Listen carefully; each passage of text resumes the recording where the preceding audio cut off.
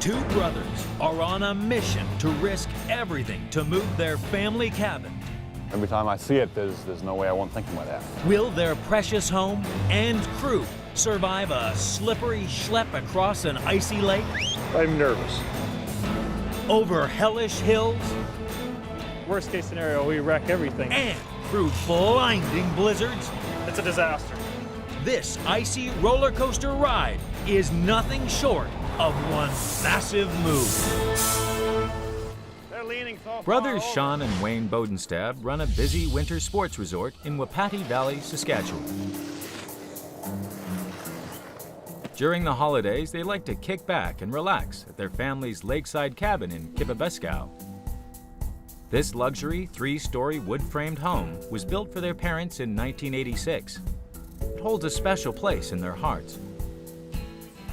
My parents were going to retire at the lake, and unfortunately my dad passed away before that day ever came.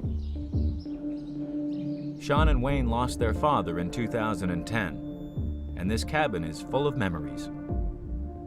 Every time I see it, there's no way I won't think of my dad, so there's definitely a sentimental attachment. With a busy resort to run, Sean and Wayne don't have time to look after the cabin, let alone enjoy it with all their family. So they make the bold decision to move it to the resort. It sounds crazy to move a 70-ton house, but it's the only way the brothers and their families will ever get to use their cherished family home. This move isn't going to be cheap. It'll set Sean and Wayne back $20,000. Building the new foundations will be another $10,000, bringing the total cost to $30,000. But to them, it's a price worth paying. Yeah, I think my dad would probably sitting down with us right now, and he'd be impressed.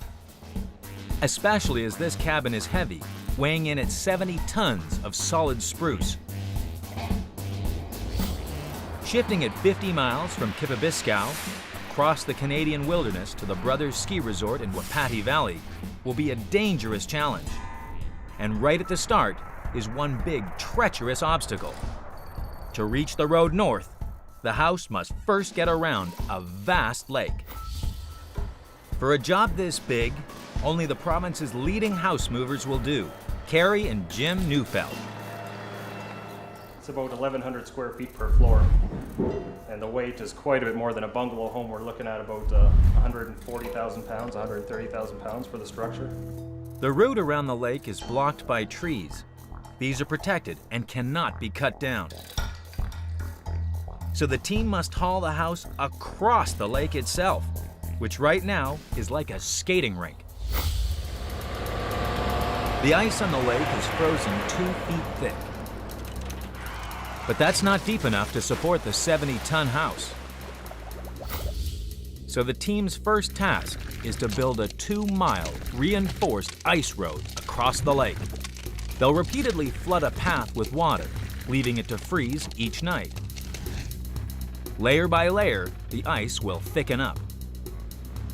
The ice needs to be well over 4 feet deep to support the hefty house. That's a lot of ice they've got to make.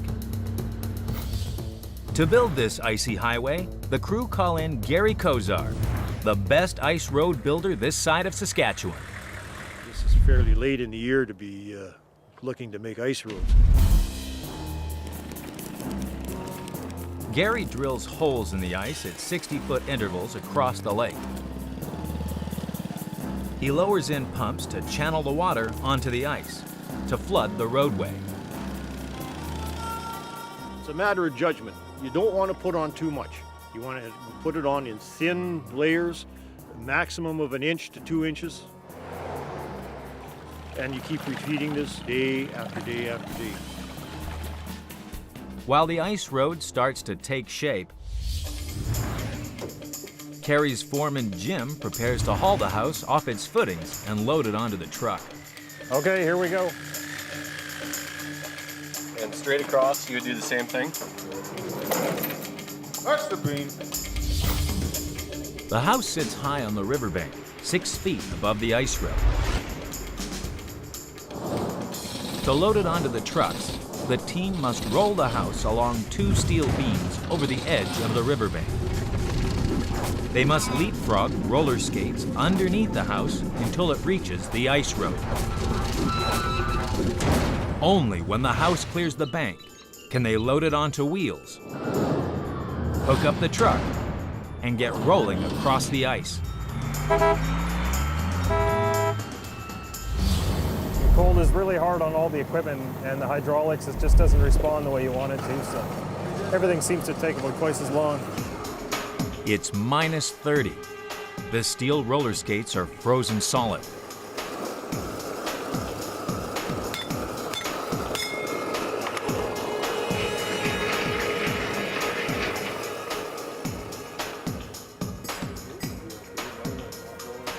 Okay, let's try it.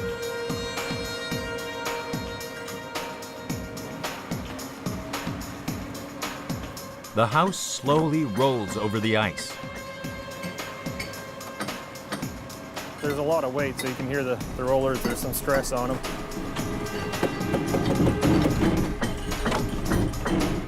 Suspended over the lake, one slip now, and it could plunge into the ice.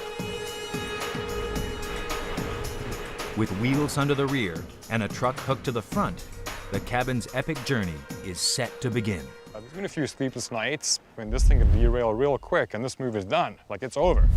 Coming up, can the ice road take the strain of Wayne and Sean's beloved family home? The minor cracking, I'm nervous. Or will it plummet into the icy abyss?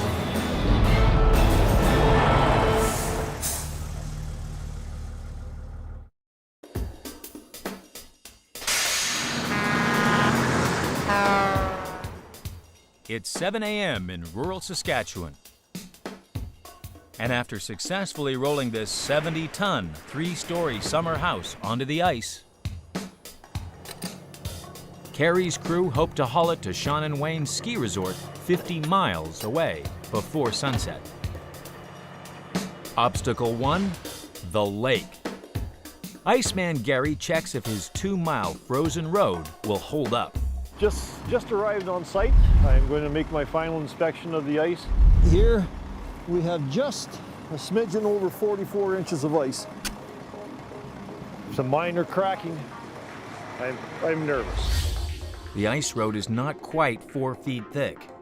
The weight of the house and the truck combined is so much that if they travel across the ice in close proximity, the road could give way. So, to spread out the load, Carrie's crew will separate the truck from the house and connect them with a 100-foot-long steel cable. This way, he'll slowly tow the house across the lake to reduce the strain on the ice road.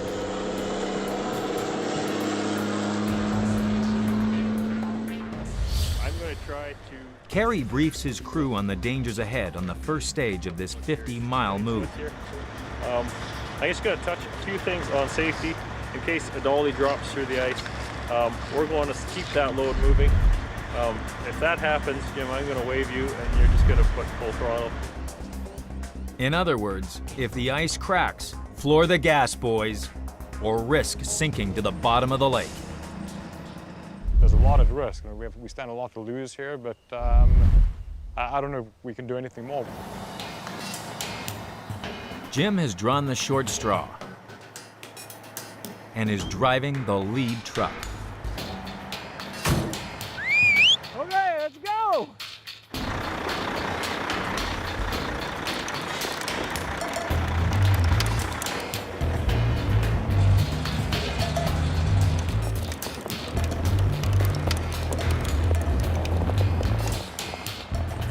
Stay 5 feet on that side of those holes.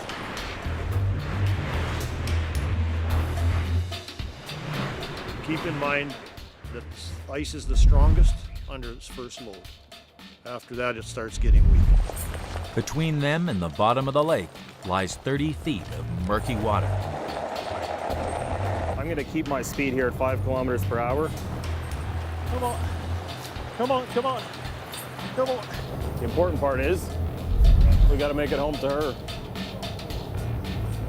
My 4-year-old daughter just turned 4 last week. So that's the important part. Safety first, you betcha. That truck in the back could be in danger.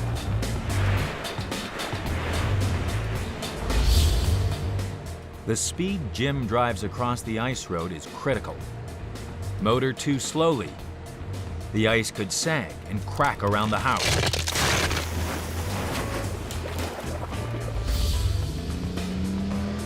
Drive too fast. A wave of water could form underneath the ice, rising up to crack the surface.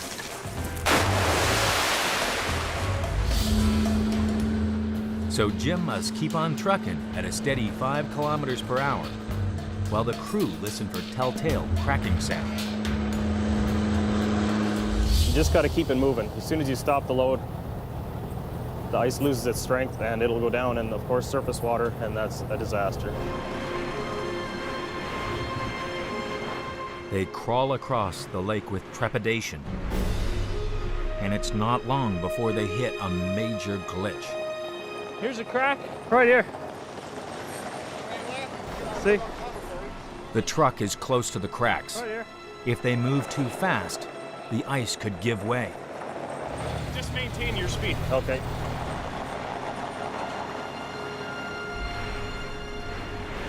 About another 40 feet.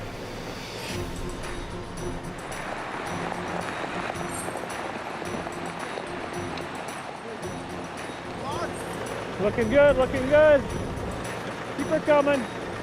Keep her coming. That's good there, Jim. Let's chalk that load.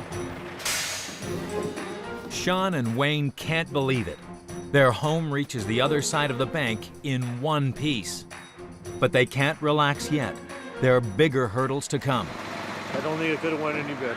I was so happy. Gary's not taking much credit on this project for himself, so I'll give him some credit. Thanks, Gary. Gary, come on. All done. Coming up, can the team drag the house up an icy hill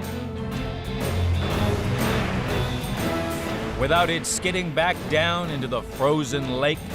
Worst case scenario, we wreck everything.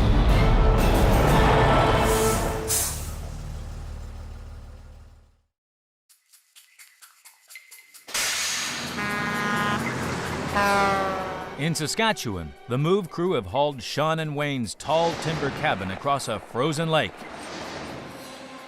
Now they have an even bigger challenge, an icy mountain to climb.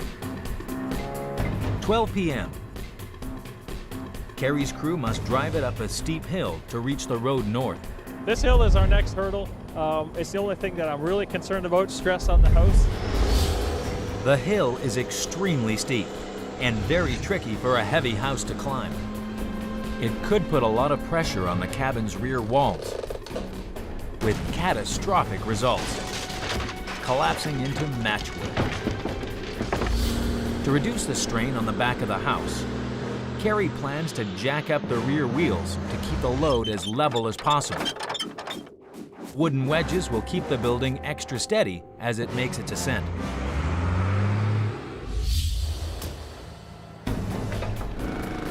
Okay, here we go.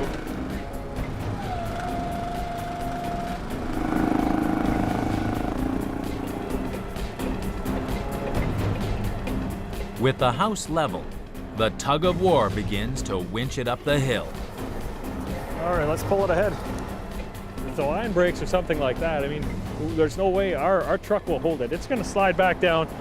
Worst case scenario, we wreck everything.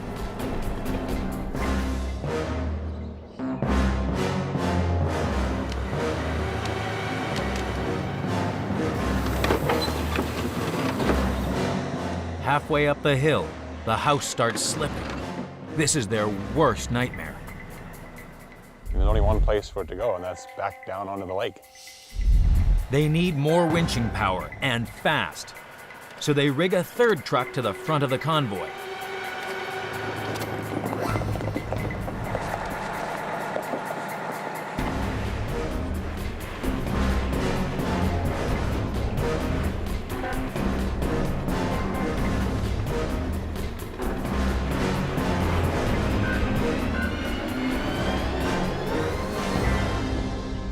I'm the luckiest guy in the world. I got the best staff possible.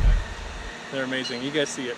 if things continue to go the way that they are, I think we're in great shape. But boy, Mother Nature can play some crazy tricks on us. 2 p.m. They've made it up the hill, but now have 48 miles of narrow country roads, all before nightfall. 4 p.m. The team face yet another challenge. Low-slung power lines. The house may be too tall to squeeze underneath. What we're doing here now is just getting a confirmed height on the building. We think it may be taller than what we had anticipated, so it's a pretty big deal. Well, we have to make sure we have enough clearance between the building and our energized lines. If we're too close, it could flash across onto the building and damage equipment and have an outage. The electricians have bad news for Kerry's crew. We're 11-9. No. Yeah. Okay, I'll phone transmission. The only way to drive down this road is to get the electricians to raise the cables. Every single one. It's stop-start, stop-start, until the mother of all power cables brings this move to yet another halt. It supplies a huge amount of customers. It's part of the main grid, 138,000 volt line that we need to be at least 6 feet away from. If you get closer than, I think, 6 feet, the building has a metal roof, so it'll act like a spark plug and it'll just drive right through the house and be a catastrophe. So, how are we doing? Guys isolating the power line right now. He's ready to roll. They want you to send trucks ahead to control traffic, and you can start going that way. Okay, I'll get in the truck, I'll let them know, and away we go.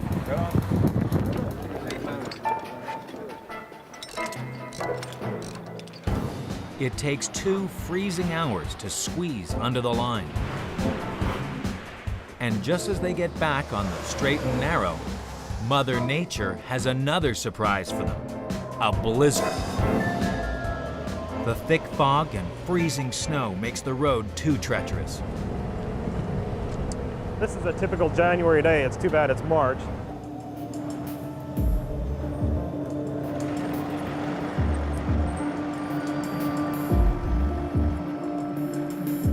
The team are forced to pull over for the night. There's just too much ice. We're not going to jeopardize the house and take it down an icy hill like this, though.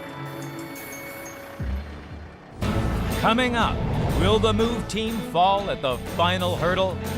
As the trees edge closer, it could be curtains for the cabin windows. It's really tight. We got about a foot per side.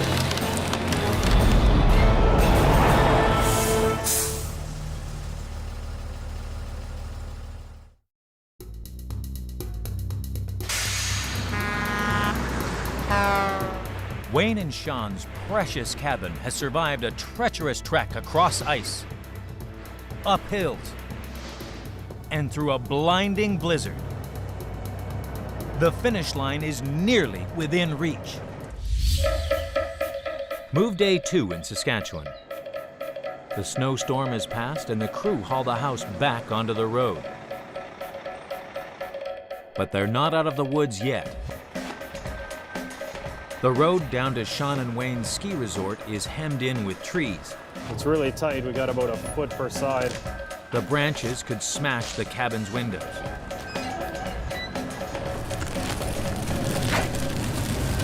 And we got to stop. Some trees in the way we're going to have to remove. There's a few there. Yeah, there's several up there, a bunch up here. So brothers Sean and Wayne race to the rescue. Gotta widen this out, clear all the snow, drop all the trees. Felling trees so close to the house is risky, but this final obstacle isn't gonna hold up their father's cabin. Right behind us is the corner, so we're only 300 yards from our getting out of the woods here.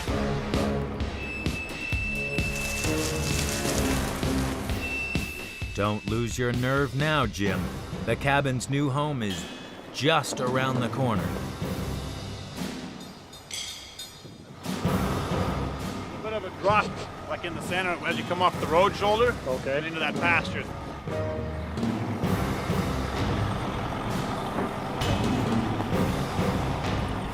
After hours on icy roads, the cabin finally arrives at Sean and Wayne's ski resort. That's it. They did awesome. Helped us out in every challenge. I mean, a lot of trees to cut. Everybody plugged away and we got it done. It was a great team. A great effort. It's a huge relief. I think once the ice road was behind us, that was probably the biggest question mark. No, Newfelt's have done a good job. No, first class.